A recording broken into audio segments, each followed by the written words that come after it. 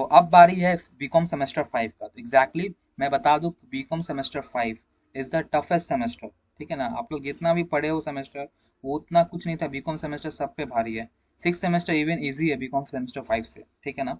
सो BCom semester फिर 5 जो है वो टफेस्ट सेमेस्टर, पहले से बता दे रहा हूँ। इसमें अगर तुम नहीं पढ़े ना, बाकी सब सेमेस्टर थोड़ा बहुत सजेशन वगैरह इधर उधर से पास हो गए तुम, मान लो, ऑब्वियसली सबका एग्जाम अच्छा ही गया होगा, लेकिन इस सेमेस्टर में तुमको मेहनत करना ही पड़ेगा। फ्री फोकट में तो इस सेमेस्टर में तो पास होने वाले नहीं हो।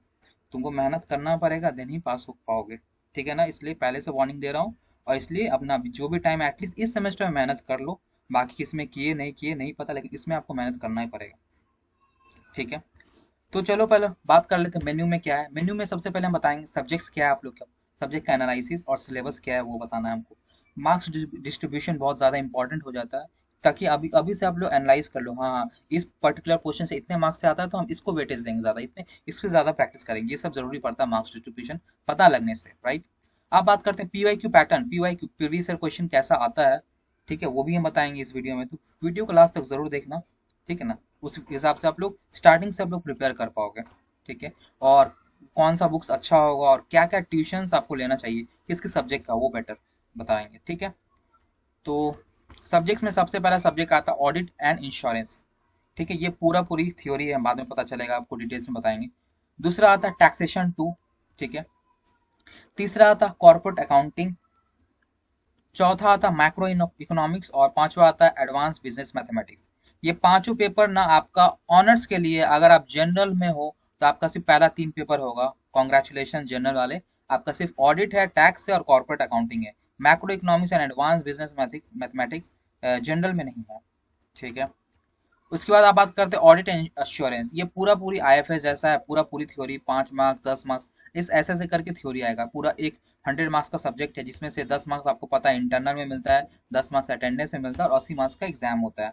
ठीक है, इसमें कोई बताने वाली बात नहीं थी। ठीक है। उसके अगर सेकंड सब्जेक्ट देखिए कॉर्पोरेट अकाउंटिंग, ये पूरा पूरी प्रैक्टिकल है, थ्योरी नहीं दिखा है हमको। हम पास्ट ईयर चेक किए, हमको थ्योरी तो कहीं दिखा नहीं। फिर मान लो कहीं आ भी गया तो 5 मार्क्स आ गया, उससे तुम्हारा कुछ होने वाला नहीं है। तुमको मार्क्स लाना है 30 40 एटलीस्ट। ठीक है ना, 30 में 100 में तो 30 लाना ही पड़ेगा ना। ऐसी 80 में 24 लाओ, ठीक है पास हो जाओगे, लेकिन फिर भी सिर्फ थ्योरी से तो काम चलने वाला नहीं है, तुमको मेहनत करना पड़ेगा। ये सब सब्जेक्ट में आप टफर अकाउंटिंग आ गया, कॉर्पोरेट अकाउंटिंग, कंपनी अकाउंट देखना होगा। अब वो पीएल वगैरह नहीं है। ठीक है। अब चलो देखो, ये भी 100 मार्क्स का है, 10 मार्क्स का इंटरनल, 10 मार्क्स का अटेंडेंस और 80 मार्क्स का फाइनल एग्जाम। ठीक है। अब बात करते हैं टैक्सेशन टू। इसमें प्रैक्टिकल प्लस थ्योरी है, क्योंकि इसमें आपका डायरेक्ट टैक्स जो हम लोग पढ़ते थे, इनकम टैक्स का कुछ एक्सटेंडेड है, जहाँ पे आप लोग टैक्स लायबिलिटी वगैरह वगैरह निकालना पड़ेगा। प्लस जीएसटी भी है आप लोग का। तो जीएसटी में थोड़ा थ्योरी है, इनकम टैक्स में भी थोड़ा थ्योरी, तो इसमें आपको थ्योरी मिलेगा, लेकिन प्रैक्टिकल ज्यादा पोर्शन है, थ्योरी थोड़ा बहुत ही है। ज्यादा ज्यादा 20 25 मार्क्स हार्डली थ्योरी रहेगा आप लोग का। ठीक है। 10 मार्क्स इंटरनल, 10 मार्क्स अटेंडेंस और 80 मार्क्स फाइनल एग्जामिनेशन। ठीक है।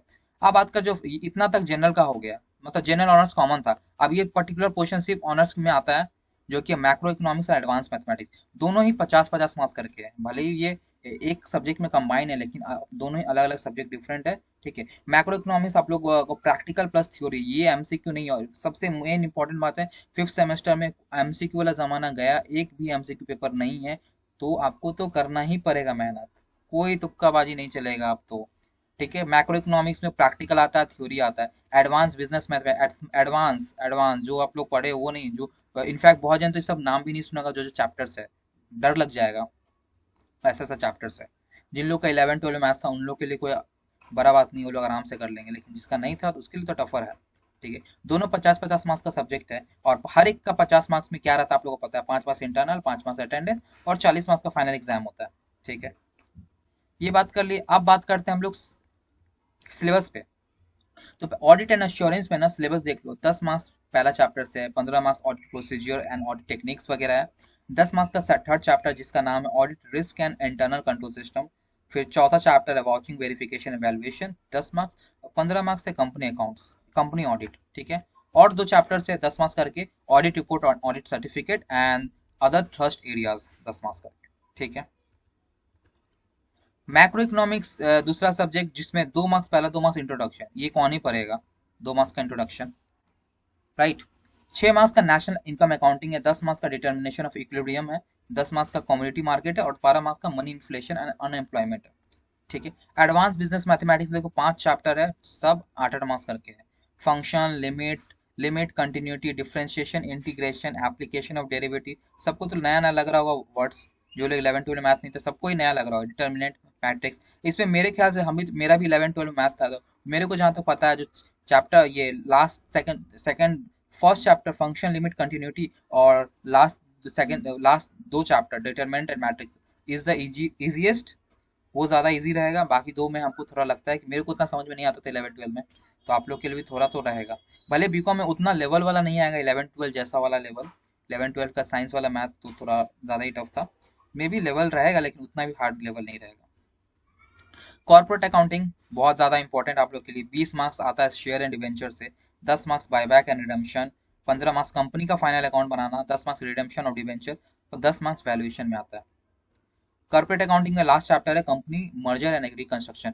मैं भी इसमें कुछ बहुत जन का हेल्प नहीं कर पाऊंगा क्योंकि बहुत सारा चैप्टर्स तो हम पढ़े ही नहीं है, इकोनॉमिक्स इतना डीप में नहीं पढ़ा।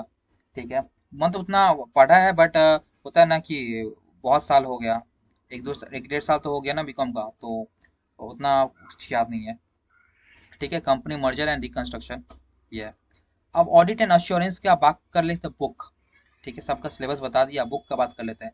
तो ऑडिट अश्योरेंस में 3 बुक्स हैं, 3 बुक्स हम सजेस्ट करेंगे, एस शांत पब्लिकेशन, टैक्समैन पब्लिकेशन और ऑक्सफोर्ड पब्लिकेशन, तीनों में से कोई भी एक पब्लिकेशन का ले सकते हो। टैक्सेशन 2 में भी 3 बुक सजेस्ट करेंगे, C H Sengupta, Taxmann, ABS publication. ठीक है। मैक्रो इकोनॉमिक्स में 3 बुक सजेस्ट करेंगे, Jaidev Sarkar, McGraw Hill publication, ABS publication. Advance business mathematics में हम 3 बुक सजेस्ट करेंगे, S N De the best book, S N De Chhaya Prakashani, फिर जे चक्रवर्ती और एन के नाग एंड एस के नाग। ठीक है। कॉर्पोरेट अकाउंटिंग में भी 3 बुक सजेस्ट करेंगे, Hanif Mukherjee, S Grewal and Sehgal by Taxmann publication. ठीक है, बुक्स का बारे में बता दी। अब बात करते हैं पीवाई क्यू। पीवाई क्यू भी देख लो कि एक्चुअल में क्या है पीवाई क्यू में, प्रीवियस ईयर क्वेश्चन कैसा आता है।